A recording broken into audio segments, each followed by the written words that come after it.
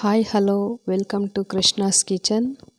ಹಾಗೆಯೇ ಇವತ್ತಿನ ಸ್ಪೆಷಲ್ ಗುಲಾಬ್ ಜಾಮೂನ್. ಇದು ಡ್ರೈ ಗುಲಾಬ್ ಜಾಮೂನ್ ಥರ ಮಾಡ್ತಾಯಿದ್ದೀವಿ. ನಾವು ಲಿಕ್ವಿಡ್ ಥರ ಆದರೂ ಮಾಡ್ಕೋಬೋದು ಅಥವಾ ಡ್ರೈ ಬೇಕಾದ್ರೂ ಮಾಡ್ಕೋಬೋದು. ತುಂಬ ಸ್ವೀಟಾಗಿ ಮತ್ತು ಸಾಫ್ಟಾಗಿ ತುಂಬ ಚೆನ್ನಾಗಿ ಬರುತ್ತೆ.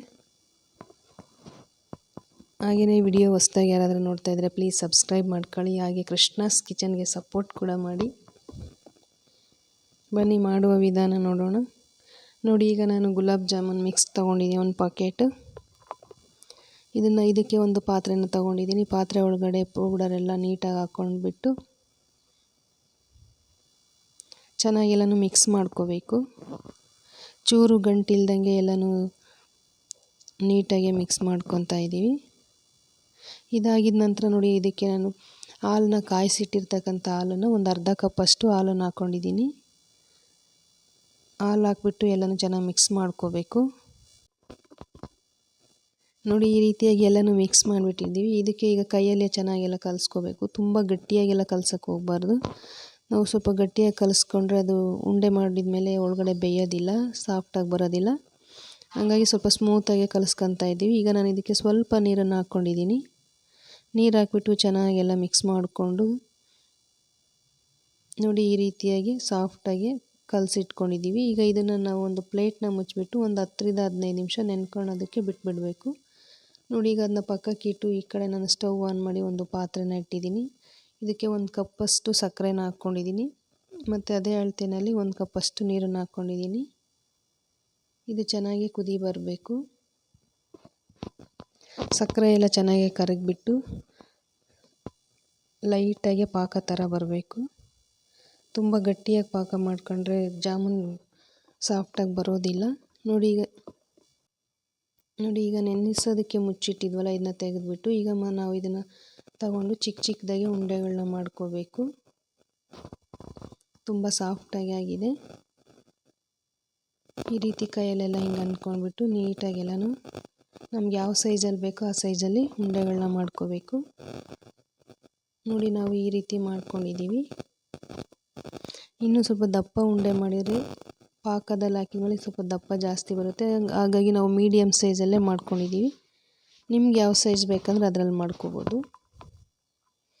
ಉಂಡೆ ಮಾಡಿದ ನಂತರ ಇದನ್ನು ಪಕ್ಕಕ್ಕೆ ಇಟ್ಟು ಈಗ ನಾವು ಈ ಕಡೆ ಸ್ಟವ್ ಆನ್ ಮಾಡಿ ಒಂದು ಬಾಣಲಿನ ಬಿಸಿಗೆ ಇಟ್ಟಿದ್ದೀನಿ. ಇದಕ್ಕೆ ನಾನೀಗ ಎಣ್ಣೆನ ಹಾಕ್ಕೊಂಡಿದ್ದೀನಿ. ಎಣ್ಣೆ ಚೆನ್ನಾಗಿ ಬಿಸಿ ಆಗಬೇಕು ಮತ್ತು ತುಂಬ ಎಲ್ಲ ಕಾಯ್ಸೋಕ್ಕೆ ಹೋಗಬಾರ್ದು. ತುಂಬ ಎಣ್ಣೆ ಜಾಸ್ತಿ ಕಾದಿದ ನಂತರ ಹಾಕಿದರೆ ಜಾಮೂನೆಲ್ಲ ಸೀದೋಗುತ್ತೆ ಮತ್ತು ಎಲ್ಲ ಕಪ್ಪಗಾಗ್ಬಿಡುತ್ತೆ. ಹಾಗಾಗಿ ಮೀಡಿಯಮ್ಮಾಗಿ ಎಣ್ಣೆ ಕಾಯಿಸ್ಕೋಬೇಕು. ನೋಡಿ, ಈಗ ಎಣ್ಣೆ ಲೈಟಾಗಿ ಕಾದಿದೆ. ಇದಕ್ಕೆ ನಾವು ಮಾಡಿರ್ತಕ್ಕಂಥ ಉಂಡೆಗಳನ್ನೆಲ್ಲ ಹಾಕ್ಕೊಳ್ತಾ ಇದ್ದೀನಿ. ಒಂದೊಂದಾಗಿ ಎಲ್ಲ ಅಷ್ಟು ಉಂಡೆಗಳನ್ನೂ ಹಾಕ್ಕೊಂಡಿದ್ದೀವಿ. ಇದು ತಳ ಹಿಡಿದೇ ಇರೋ ರೀತಿಯಲ್ಲಿ ಚೆನ್ನಾಗೆಲ್ಲನೂ ಮೇಲೆ ಕೆಳಗೆ ಮಾಡ್ಕೊತಾ ಇರಬೇಕು. ಒಂದೇ ಕಡೆ ಬಿಟ್ಟರೆ ಸೀದೋಗೋ ಚಾನ್ಸಸ್ ಇರುತ್ತೆ. ನೋಡಿ, ಈ ರೀತಿಯಾಗಿ ಎಲ್ಲನೂ ಮೇಲೆ ಕೆಳಗೆ ಮಿಕ್ಸ್ ಮಾಡ್ಕೊತಾ ಇರಬೇಕು. ಇಲ್ಲಾಂದರೆ ಒಂದೇ ಥರ ಬಿಟ್ಟರೆ ಇದಾಗಿಬಿಡುತ್ತೆ, ಅಂಟ್ಕೊಬಿಡುತ್ತೆ ಬಾಣಲಿಗೆ. ಈಗ ಕಲರ್ ಚೇಂಜ್ ಆಗ್ತಾಯಿದೆ ಅಂದರೆ ಒಳಗಡೆ ಎಲ್ಲ ಚೆನ್ನಾಗಿ ಬೆಂದಿರುತ್ತೆ.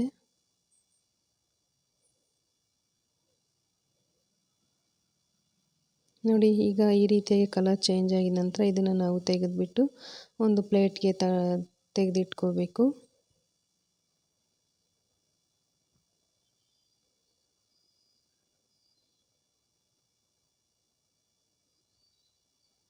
ಇದನ್ನು ಒಂದು ಪ್ಲೇಟ್ಗೆ ತೆಗೆದಿಟ್ಬಿಟ್ಟು ಒಂದು 2 ನಿಮಿಷ ತಣ್ಣಗಾಗಕ್ಕೆ ಬಿಡ್ತೀವಿ. ಅದಾಗಿದ ನಂತರ ಈ ಕಡೆ ಸಕ್ಕರೆ ಪಾಕ ರೆಡಿಯಾಗಿದೆ. ನೋಡಿ, ಈಗ ಆರಿರ್ತಕ್ಕಂಥ ಉಂಡೆಗಳನ್ನ ಸಕ್ಕರೆ ಪಾಕದಲ್ಲಿ ಹಾಕ್ಕೊಂಡಿದ್ದೀನಿ. ಹಾಕಿದ ನಂತರ ಎಲ್ಲನೂ ಒಂದು ಸಲ ಸ್ಪೂನಲ್ಲಿ ಈ ಥರ ಮಿಕ್ಸ್ ಮಾಡ್ಕೋಬೇಕು. ಮಿಕ್ಸ್ ಮಾಡಿದ ನಂತರ ಇದಕ್ಕೆ ಒಂದು ಪ್ಲೇಟ್ನ ಮುಚ್ಚಿಬಿಟ್ಟು 1 ಅವರ್ ನೆನೆಸೋದಕ್ಕೆ ಬಿಡಬೇಕು. 1 ಅವರ್ ಆದಮೇಲೆ ಚೆನ್ನಾಗಿ ನೆನ್ಕೊಳ್ಳುತ್ತೆ.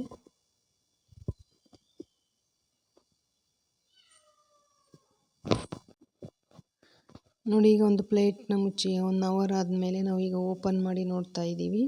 ನೀಟಾಗಿ ಎಲ್ಲನೂ ಡ್ರೈ ಆಗಿದೆ.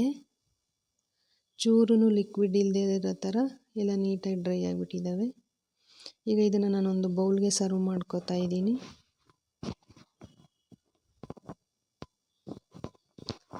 ಸಾಫ್ಟಾಗಿ ಸ್ವೀಟಾಗಿ ರಸಭರಿತವಾದ ಗುಲಾಬ್ ಜಾಮೂನ್. ಒಂದು ಸಲ ನೀವು ಟ್ರೈ ಮಾಡಿ. ವಿಡಿಯೋ ಇಷ್ಟ ಆದರೆ ಲೈಕ್ ಮಾಡಿ, ಶೇರ್ ಮಾಡಿ, ಕಮೆಂಟ್ ಮಾಡಿ.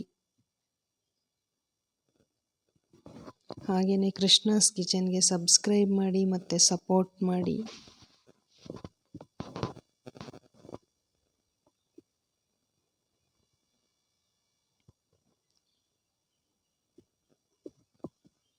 ವಿಡಿಯೋ ನೋಡಿದ್ದಕ್ಕಾಗಿ ಧನ್ಯವಾದಗಳು.